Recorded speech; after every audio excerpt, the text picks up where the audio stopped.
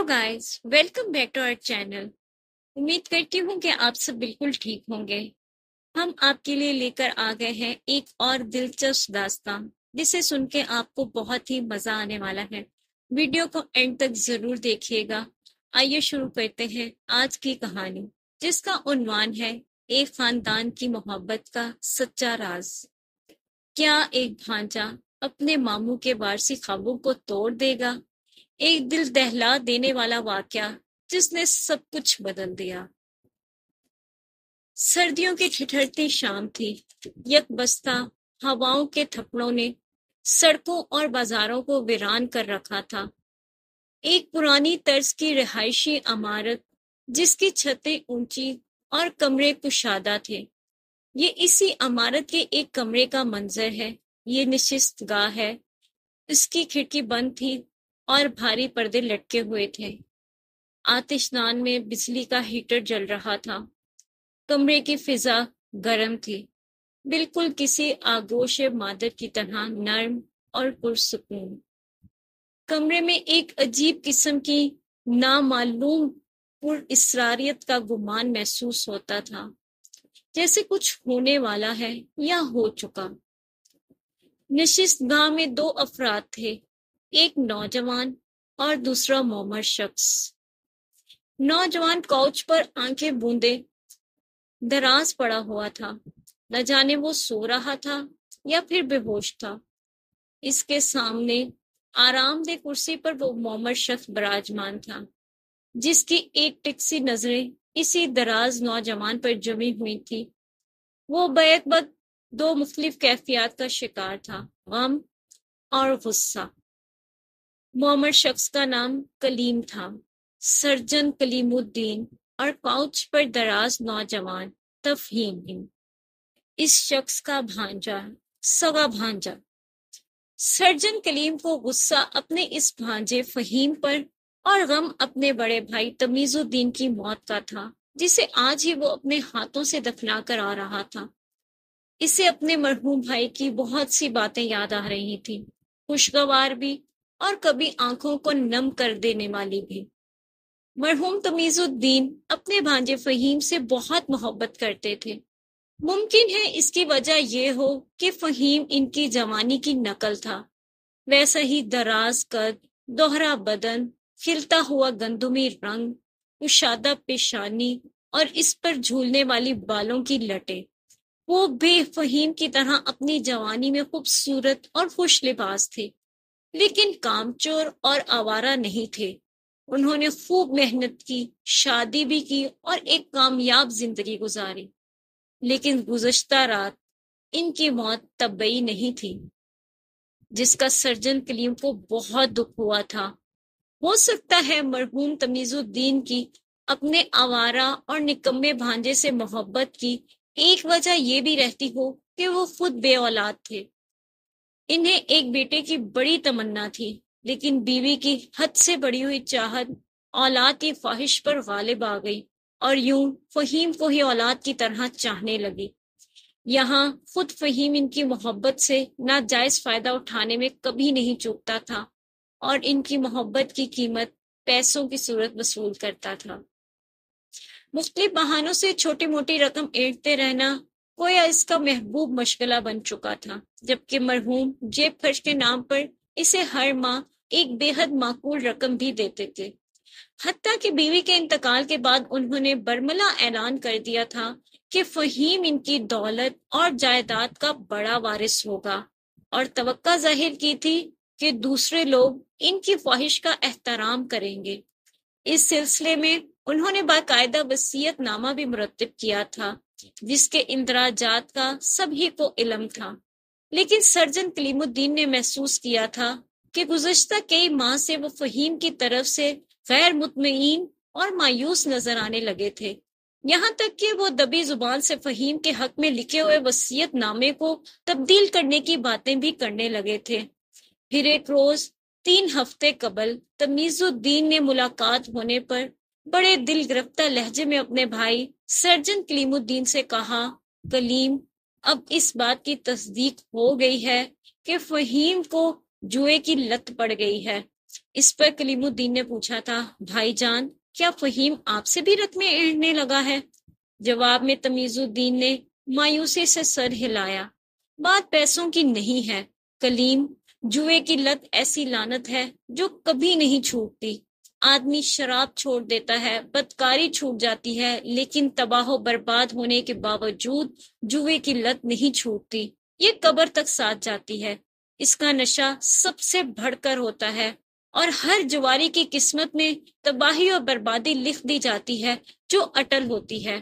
اب مجبوراً مجھے سوچنا پڑ رہا ہے کہ اپنی وصیت پھاڑ دوں۔ میں یہ برداشت نہیں کر سکتا کہ اس قدر محنت اور مشقت سے میں نے زندگی بھر میں جو کمایا ہے وہ جوئے کی میز پر تاش کے پتوں کی نظر ہو جائے۔ مرحوم تمیز الدین کی طرح سرجن کلیم الدین بھی اگرچہ نوجوان فہیم کے ماموں ہی تھے، لیکن باوجود کوشش کے وہ فہیم کو کبھی پسند کرنے میں کامیاب نہ ہو سکے تھے۔ بہن کے رشتے کی وجہ سے وہ اسے برداشت کر لیتے تھے، اگرچہ کئی بار انہوں نے اپنے بھانجے پر ترس کھانے کی بھی کوشش کی، لیکن اپنے دل کو اس پر کبھی آمادہ نہ کر سکے۔ فہیم اس قابل بھی نہیں تھا کہ اس پر ترس کھایا جائے۔ پھر اپنے مرحوم بھائی سے آخری ملاقات کے بعد تو فہیم کے لیے نفرت کے جذبات بھی پرورش پانے لگے تھے۔ ممکن ہے اس کی وجہ یہ ہو کہ انہیں اپنے مرحوم بھائی تمیز الدین سے بے حد محبت تھی، اور فہیم نے ان کے بھائی کو بڑا دکھ پہنچایا تھا۔ ان دونوں بھائیوں کی ایک ہی بہن تھی، عارفہ۔ فہیم اس کی اکلوتی اولاد تھا۔ ماں اور ماموں کے لاڈ پیار نے اسے بگاڑ دیا تھا۔ وہ حد سے زیادہ آوارہ مزاج ہو گیا تھا۔ ان کی بہن عارفہ خوددار تھی، اپنی پسند سے خاندان سے باہر کالج کے لیکچرر سے شادی کر لی تھی۔ زندگی بھر بیچاری تنگ دستی کا شکار رہی، لیکن کبھی بھائیوں کے سامنے ہاتھ نہیں پھیلایا۔ مگر اسی بہن کا بیٹا فہیم آوارہ ہونے کے ساتھ بے غیرت بھی تھا۔ ہر وقت دونوں ماموں کے در پر کھڑا رہتا تھا، اور ابھی حال ہی میں کلیم الدین کو یہ اطلاع ملی تھی کہ فہیم کو جوئے کی لت پڑ گئی ہے۔ یہ خبر ان کے مرحوم بھائی تمیز الدین نے سنائی تھی، جنہیں وہ آج صبح ہی اپنے ہاتھوں سے دفن کر کے آ رہے تھے۔ دفتن کاؤچ پر دراز نوجوان فہیم کے بدن میں حرکت پیدا ہوئی تو کلیم الدین اس کی جانب متوجہ ہو گئے۔ فہیم نے پلکیں جھپکاتے ہوئے کلیم الدین پر نظریں جما دی، بولا، کیا ہوا تھا ماموں جان؟ تھکن اور گرمی کے باعث تم پر غشی طاری ہو گئی تھی فہیم میاں۔ تھکن اور گرمی؟ کلیم الدین نے اپنے سر کو اثباتی جنبش دی۔ پنڈی سے لاہور تک مسلسل ڈرائیونگ نے تمہیں بری طرح تھکا دیا تھا۔ اس تھکان میں بڑے ماموں کی موت کے صدمے کا بڑا ہاتھ بھی تھا۔ پھر یہاں آنے کے فوراً بعد تم نے کافی پی لی، اوپر سے یہ کمرہ بھی کافی گرم تھا۔ معاف کرنا فہیم بیٹے، بوڑھوں کو سردی کچھ زیادہ ہی لگتی ہے، اس لیے جب تک کمرہ خوب گرم نہ ہو میں بے آرامی محسوس کرتا ہوں۔ تمہاری طبیعت اب کیسی ہے؟ سر بہت بھاری ہے، ہلنے جلنے کی بھی ہمت نہیں پڑ رہی۔ میں کتنی دیر بے ہوش رہا ماموں؟ یہی کوئی 20-25 منٹ۔ میں نے ویسے فوری طور پر تمہیں انجیکشن لگا دیا تھا، چند گھنٹوں بعد تم ٹھیک ٹھاک ہو جاؤ گے۔ خوش قسمتی سے آپ ڈاکٹر ہیں، اس لیے مجھے فوراً ٹریٹمنٹ مل گیا، لیکن میرا خیال ہے کہ ماموں کی ناگہانی موت کا صدمہ ہی میری بے ہوشی کا باعث تھا۔ آپ کو تو پتہ ہے کہ مجھے ان سے کتنی محبت ہے، اور خود وہ بھی کس قدر محبت کرتے تھے۔ تمہاری محبت کے بارے میں تو میں کچھ نہیں کہہ سکتا۔ ہاں، البتہ مرحوم کی محبت کے بارے میں تم غلط فہمی کا شکار ہو فہیم میاں۔ کشادہ پیشانی پر اچانک ننھے ننھے قطرے پھوٹنے لگے۔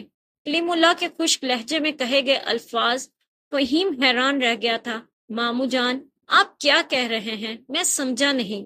اس نے کوچ پر بیٹھتے ہوئے کہا، تم اچھی طرح جانتے ہو برخودار کہ میں کیا کہہ رہا ہوں۔ تمہیں یہ بھی معلوم ہوگا کہ مرحوم تمہارے حق میں اپنا وصیت نامہ تبدیل کر کے تمہیں اپنی جائیداد سے بالکل محروم کر دینا چاہتے تھے۔ کلیم الدین نے رک کر فہیم کو غور سے دیکھا، جو بے دہانی میں آستین سے پیشانی پر پھوٹنے والا پسینہ خشک کر رہا تھا۔ میری سمجھ میں نہیں آ رہا آپ کیا کہہ رہے ہیں ماموں جان۔ اول تو یہ ممکن ہی نہیں، انہیں مجھ سے اور اپنی مرحومہ بہن سے بہت محبت تھی، اور اگر واقعی ان کا ایسا کوئی ارادہ جس کا کوئی امکان نہیں ہے تو مجھے اس کا قطعی کوئی علم نہیں۔ تمہارے حساب سے ان کی موت بر وقت ہوئی، ذرا سی تاخیر تمہیں بہت بڑی دولت اور جائیداد سے محروم کر دیتی اور تم زندگی بھر بھیک مانگنے پر مجبور ہو جاتے۔ کلیم الدین نے بے رحمی سے کہا، اور انہیں فہیم کی آنکھوں میں ایک عجیب سی چمک لہرا کر معدوم ہوتی نظر آئی۔ بھائی جان سے تمہاری آخری ملاقات کب ہوئی تھی فہیم؟ کوئی 9 روز قبل۔ یہ اچھا ہی ہوا کہ میں 2 روز سے شہر میں موجود نہیں تھا۔ اپنی بات کی وضاحت کرو۔ میں نے اخبار میں پڑھا تھا کہ اخبار میں؟ کلیم الدین نے بھویں اچکائی۔ تم اور اخبار؟ تمہیں تو موبائل فون اور انٹرنیٹ سے ہی فرصت نہیں ہے۔ مامو جان پوری بات تو سن لیں، فہیم بیزاری سے بولا۔ کچھ دنوں سے میں نے ہر روز جاب کی تلاش کے سلسلے میں تازہ اخبار نیٹ پر پڑھنے کا سلسلہ شروع کر رکھا تھا۔ ضرورت کے علاوہ درمیانی صفحات میں بھی کبھی کبھی اچھی جاب کے اشتہارات چھپتے ہیں، اس لیے میں پورا ہی اخبار دیکھ لیا کرتا تھا۔ وہیں ایک خبر پر میں چونکا تھا۔ خبر کیا تھی؟ کلیم الدین نے دوبارہ بھویں اچکائیں، یوں جیسے وہ اسے کسی کسوٹی تلے جانچنا چاہ رہے ہوں۔ یہی کہ میں نے ماموں کی موت کی خبر اخبار میں پڑھی تھی، جس میں لکھا تھا کہ گزشتہ شب کوئی چور ان کی کوٹھی میں گھس آیا تھا، اور یہ ظاہر ایسا نظر آتا ہے کہ وہ تجوری کھول کر مال سمیٹ رہا تھا کہ ماموں نے اسے رنگے ہاتھوں پکڑ لیا۔ ان کے درمیان سخت جدوجہد ہوئی، جس کے نتیجے میں چور نے ماموں کا گلا گھونٹ کر ان کو مار دیا۔ انہیں آخر چور سے مزاحمت کرنے کی کیا ضرورت تھی؟ اگر وہ کچھ لے جا رہا تھا تو لے جانے دیتے، اس طرح ان کی زندگی تو بچ جاتی۔ وقوع کی جگہ کا جائزہ لینے کے بعد پولیس نے یہی نظریہ قائم کیا ہے، لیکن یہ ضروری نہیں کہ واقعی ایسا ہی ہو۔ کلیم الدین اس کی طرف گھورتے ہوئے سنجیدگی سے بولے۔ ان کی بھانپتی ہوئی نظریں بدستور فہیم کے چہرے پر جمی ہوئی تھیں۔ فہیم نے اپنے سر کو اثباتی جنبش دی، بولا، اسی لیے میں نے کہا تھا کہ شہر سے میری غیر موجودگی میرے حق میں بہتر ہی ثابت ہوئی۔ حالانکہ ماموں کے جنازے میں شرکت نہ کرنے کا مجھے بہت دکھ اور ملال ہے، تمہاری غیر موجودگی کا اس واردات سے کیا تعلق ہے؟ ظاہر ہے پولیس نے آپ کا بیان بھی لیا ہوگا، فہیم نے طنزیہ لہجے میں کہا، اور آپ نے انہیں وصیت نامے کے بارے میں بھی بتایا ہوگا کہ تمیز الدین مجھے اپنی وصیت سے خارج کرنا چاہتے تھے، لیکن آپ کے بقول ان کی بروقت موت نے مجھے ان کی دولت اور جائیداد سے محروم ہونے سے بچا لیا۔ اس لیے ظاہر ہے کہ اب پولیس مجھ پر شک کرے گی کہ ان کی بروقت موت کا کہیں میں ذمہ دار تو نہیں۔ خوش قسمتی سے میں کل رات پنڈی میں تھا اور اس کا ایک گواہ بھی موجود ہے۔ ہاں، پولیس اس زاویے سے سوچ سکتی ہے، اور غالباً انسپکٹر نسیم خان نے یہی سوچ کر مجھے تمہارا پتہ دریافت کرنے کو کہا تھا۔ کلیم الدین نے ایک گہرا سانس لیا، لیکن اس سے کیا ہوتا ہے، ان کا وقت تو آ ہی گیا تھا۔ چور کی موجودگی تو بہانہ بن گئی، وہ آخر میں عجیب پر اسرار لہجے میں بولے۔ اس پر فہیم ذرا چونک کر مستفسر ہوا۔ کیا مطلب؟ میں سمجھا نہیں مامو جان۔ اس کا مطلب ہے کہ انہوں نے تمہیں بھی کچھ نہیں بتایا۔ اس سلسلے میں انہوں نے بڑی رازداری سے کام لیا تھا۔ تمہیں یاد ہوگا کہ گزشتہ کئی ماہ سے مرحوم بالکل ریٹائرڈ لائف گزار رہے تھے، گھنٹے آدھے گھنٹے کے لیے دفتر چلے جاتے تھے اور باقی وقت آرام کرتے تھے۔ دراصل 2 ماہ قبل ان پر دل کا دورہ پڑا تھا اور میں ہی ان کا علاج کر رہا تھا۔ انہیں اسپتال میں جانے اور مریضوں کی طرح زندگی بسر کرنے سے شدید نفرت تھی۔ انہوں نے تو مجھے بھی بتانے سے منع کر دیا تھا کہ میں اس کا ذکر کسی سے بھی نہ کروں۔ پھر کوئی 2 ہفتے قبل ان پر دوسرا دورہ پڑا۔ اس وقت میں نے ان سے کہہ دیا تھا کہ اگر فوری طور پر انہوں نے آپریشن نہیں کرایا تو تیسرا دورہ جان لیوا ثابت ہوگا۔ افسوس انہوں نے میری بات پر کوئی توجہ نہیں دی، کہنے لگے کہ وقت سے پہلے موت نہیں آ سکتی، اور آ جائے تو کوئی اسے ٹال نہیں سکتا۔ میرا خیال ہے، بلکہ مجھے پورا یقین ہے کہ کل رات انہوں نے محسوس کر لیا تھا کہ ان پر تیسرا دورہ پڑنے والا ہے۔ آپ کو اس بات کا یقین کیوں ہے مامو جان؟ اس لیے کہ کل رات 2 بجے میرے فون کی بیل گنگنائی تھی، ایک تواتر کے ساتھ۔ مجھے نیند سے بیدار ہونے میں کچھ تاخیر ہو گئی، اور جب میں نے فون اٹھایا تو دوسری طرف سے لائن منقطع ہو گئی تھی۔ اور مرحوم کی موت بھی کل رات لگ بھگ اسی وقت واقع ہوئی تھی۔ اس بات سے مجھے یقین ہوا کل رات بھائی جان مجھے ہی فون کر رہے تھے، اور چور یہ سمجھا کہ کھٹکے سے ان کی آنکھ کھل گئی ہے۔ اور وہ پولیس کو فون کر رہے ہیں۔ اس غلط فہمی نے چور کو قاتل بنا دیا۔ اس نے مرحوم کو زبردستی فون کرنے پر روکنا چاہا، تبھی ان کے درمیان ہاتھا پائی ہوئی ہوگی، جس کی وجہ سے بھائی جان کے کپڑے بھی پھٹ گئے، اور اس مزاحمت کے دوران مرحوم کا گلا چور کی گرفت میں آ گیا۔ اگر وہ انہیں ان کے حال پر چھوڑ دیتا تب بھی وہ تیسرے دورے سے جانبر نہیں ہو سکتے تھے۔ فہیم کا چہرہ دھلے ہوئے کپڑے کی طرح سفید پڑ گیا تھا، تاہم خود کلامی انداز میں بڑبڑایا، بڑا ہی بدقسمت چور تھا۔ بالکل، کلیم الدین نے تائید کرتے ہوئے کہا۔ پھر اس سے ملا کیا؟ بھائی جان گھر میں چند ہزار روپیوں سے زیادہ رقم نہیں رکھتے تھے، ان چند ہزار روپیوں کی خاطر وہ قاتل بن گیا۔ اگر وہ صرف چوری کا مرتکب ہوتا تو پکڑے جانے پر اسے محض چند سال کی سزا ہوتی، لیکن اب اسے سزائے موت سے کوئی نہیں بچا سکتا۔ وہ چند ہزار روپے اس کے لیے پھانسی کا پھندا بن گئے، بشرط یہ کہ چور پکڑا جائے۔ فہیم کی آواز نیچی تھی۔ وہ ضرور پکڑا جائے گا، زیادہ سے زیادہ مزید 24 گھنٹے آزاد رہ سکتا ہے، لیکن اب تمہاری طبیعت تو ٹھیک ہے نا؟ آپ اس قدر وثوق کے ساتھ کیسے کہہ سکتے ہیں کہ پولیس 24 گھنٹے کے اندر اندر چور کو گرفتار کر لے گی؟ اس کی بھی ایک وجہ، مجھے تمہاری حالت ٹھیک نظر نہیں آ رہی، ایسا معلوم ہوتا ہے جیسے تمہیں بخار ہو۔ ٹھہرو میں تمہارا معائنہ کرتا ہوں۔ میں بالکل ٹھیک ہوں ماموں جان۔ فہیم نے گریبان کے اندر ہاتھ ڈال کر سینہ کھجاتے ہوئے جواب دیا۔ آپ یہ بتائیں کہ چور آخر کس طرح پکڑا جائے گا؟ تمہارا بے ہوش ہو جانا اور پھر اب بخار جیسی کیفیت، مجھے آثار کچھ اچھے نظر نہیں آ رہے۔ ماموں جان میں بالکل ٹھیک ہوں، فہیم نے گریبان کے بٹن کھول کر سینے کو مسلتے ہوئے کہا۔ میں چور کے بارے میں پوچھ رہا تھا، آخر اس کا پکڑا جانا کیوں یقینی ہے؟ راز کی بات ہے فہیم میاں، لیکن تمہیں بتانے میں کوئی حرج نہیں۔ دراصل چند روز قبل مرحوم بھائی جان کو چیچک نکل آئی تھی۔ چیچک؟ کلیم الدین نے اپنے سر کو سباتی جنبش دی۔ انہوں نے بچپن میں کبھی کوئی حفاظتی ٹیکہ نہیں لگوایا تھا، اور اب تو ہمارے ملک سے چیچک کا خاتمہ ہو گیا ہے، اس لیے بچوں کو بھی چیچک سے بچاؤ کے ٹیکے نہیں لگائے جاتے۔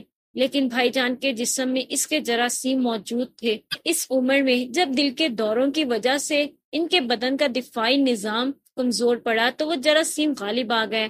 میں نے ان سے بہت کہا کہ فوراً وبائی امراض کے اسپتال میں داخل ہو جائیں، کیونکہ یہ مسئلہ بے حد نازک ہے اور ان کی ذات تک محدود نہیں ہے۔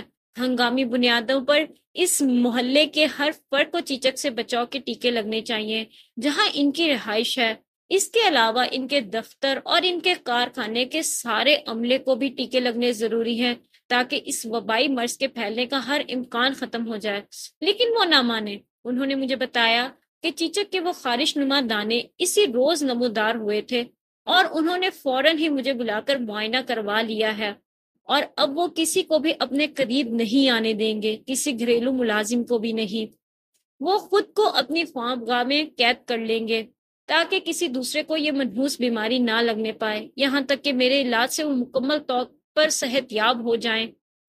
انہیں اس کی بھی پرواہ نہیں تھی کہ چیچک کے علاج کے لیے وبائی امراض کے اسپتالوں میں جو مخصوص قسم کے آلے اور مشینیں ہوتی ہیں، ان کی عدم موجودگی سے میرا علاج انہیں صحت یاب تو ضرور کر دے گا، لیکن چیچک کے داغ ان کے چہرے کو بدصورت اور بھیانک بنا دیں گے۔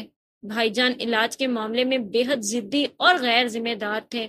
انہوں نے مجھے رازداری کی قسم دی تھی، لیکن اس چور کی بدقسمتی کہ وہ ان سے لپٹ گیا، اور انہیں گلا گھونٹ کر ہلاک کرنے کی وجہ سے اس کے ہاتھ بھائی جان کے حلق سے ضرور لگے ہوں گے، اور اس طرح چیچک کے جراثیم یقینی طور پر چور کے جسم میں منتقل ہو گئے ہوں گے۔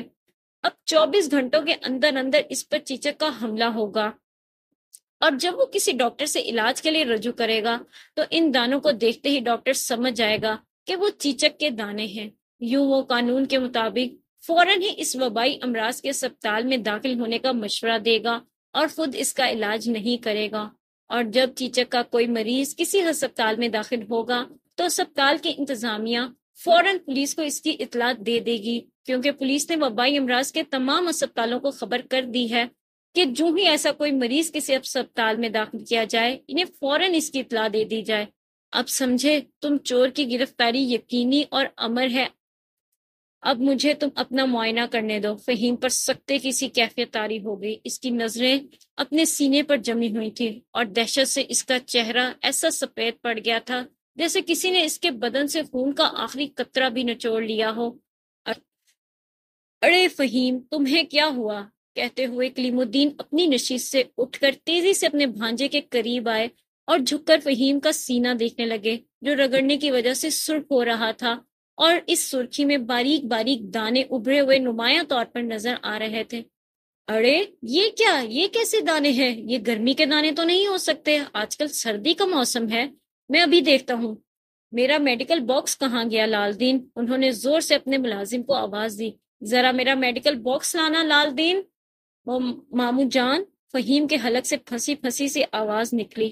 کلیم الدین نے پلٹ کر اپنے بھانجے کی طرف دیکھا، وہ پسینے سے شرابور ہو رہا تھا اور دہشت زدہ نظروں سے اپنے ماموں کی طرف دیکھ رہا تھا۔ تمہاری حالت تو بہت خراب نظر آتی ہے فہیم، انہوں نے کلائی پکڑ کر نبض ٹٹولی۔ تمہارا بدن برف کی طرح ٹھنڈا پڑ رہا ہے اور نبض کی رفتار بھی ہلکی ہے، بلڈ پریشر بہت کم ہو گیا ہے۔ ٹھہرو، میں ابھی تمہارا معائنہ کر کے دوا دیتا ہوں۔ کوئی فائدہ نہیں مامو جان، کوئی فائدہ نہیں۔ فہیم کی آنکھوں سے آنسوں کے موٹے موٹے قطرے گرنے لگے، پھر وہ بچوں کی طرح بلک بلک کر رونے لگا۔ ارے اس قدر گھبرانے کی کیا بات ہے فہیم میاں، ہمت سے کام لو، انسان تو بیمار ہوتا ہی ہے، میں بھی ہوتا ہوں، سب ہوتے ہیں۔ پھر منہ پھیرا۔ یہ لال دن کدھر مر گیا؟ جلدی میرا باکس لے کر آؤ، مجھے بچا لے مامو جان۔ فہیم نے بالآخر روتے ہوئے جیسے فریاد کر ڈالی۔ میرا چہرہ بدصورت ہو جائے گا، میں زندہ نہیں رہوں گا مامو جان۔ روتے روتے اس کی ہچکیاں بن گئیں۔ تمہارا چہرہ کیوں بدصورت ہوگا؟ کیا وجہ ہے آخر؟ تم تو بلا وجہ اس قدر پریشان ہو رہے ہو۔ فہیم برخودار، لال دین میرا باکس لے آیا ہے، میں ابھی دیکھتا ہوں آخر تمہاری یہ حالت کیوں ہوئی ہے۔ مجھے چیچک ہو گئی ہے مامو جان، اللہ کے لیے مجھے بچا لے مامو جان۔ چیچک؟ لیکن کیسے؟ تم بھائی جان سے آخری بار 10 روز قبل ملے تھے، اس وقت تو یہ دیکھیں فہیم نے جواب میں اپنے سینے کی طرف اشارہ کیا۔ میں مامو جان کو مارنا چاہتا تھا، لیکن کل رات پتہ نہیں کیا ہوا، میں بہت پریشان تھا۔ ماموں نے مجھے بتا دیا تھا کہ وہ مجھے وصیت سے خارج کر رہے ہیں، مجھ پر شیطان سوار ہو گیا، میں ہی وہ چور تھا، وہ بدقسمت چور۔ کاش میں کل رات وہاں جاتا ہی نہیں، کاش ماموں جان کو قتل نہ کرتا۔ تم نے تجوڑی کا تالا توڑا تھا تاکہ پولیس دھوکہ کھا جائے۔ فہیم نے فوراً سر کو اثباتی زنبش دی۔ میں صدا کا بدقسمت ہوں، چند گھنٹے انتظار کر لیتا تو کیا ہو جاتا۔ وہ بری طرح کوچ پر سر ٹکرانے لگا۔ کلیم الدین 2 قدم پیچھے ہٹ گئے اور نفرت بھری نظروں سے اپنے بھانجے کو دیکھ رہے تھے۔ فہیم نے آنسوں سے تر چہرہ اٹھا کر اس کی جانب دیکھا۔ مجھ پر رحم کریں مامو جان، مجھے بدصورت ہونے سے بچا لیں۔ رحم؟ تم نے بھی تو اپنے بوڑھے ماموں پر بڑا رحم کیا تھا نا؟ کہتے ہوئے انہوں نے آخر میں یہ بلند آواز سے پکارا، انسپیکٹر۔ تبھی بھاری بھرکم جھولتے پردوں کے پیچھے سے باوردی پولیس والے باہر نکل آئے۔ ان میں سے ایک انسپیکٹر زیغم خان تھا اور دوسرا اس کا ماتحت۔ آپ نے مجرم کا اعتراف جرم سن لیا، اب اسے میری نظروں سے دور لے جائیں۔ انسپیکٹر کا اشارہ پا کر ماتحت نے فہیم کے ہاتھوں میں ہتھکڑیاں ڈال دی، جو پھٹی پھٹی نظروں سے پولیس والوں کو دیکھ رہا تھا۔ اسے دوسرے کمرے میں لے جاؤ۔ کلیم الدین خود کو اچانک ہی بہت برا محسوس کرنے لگے۔ وہ تھکے تھکے قدموں سے ایک صوفے پر بیٹھنے لگے۔ انہوں نے سر اٹھا کر اپنے ملازم کی طرف دیکھا، جو ان کا میڈیکل بیگ ہاتھ میں لیے کھڑا تھا۔ تم نے سن لیا فہیم نے کیا کہا تھا؟ ملازم نے اس بات میں سر ہلا دیا۔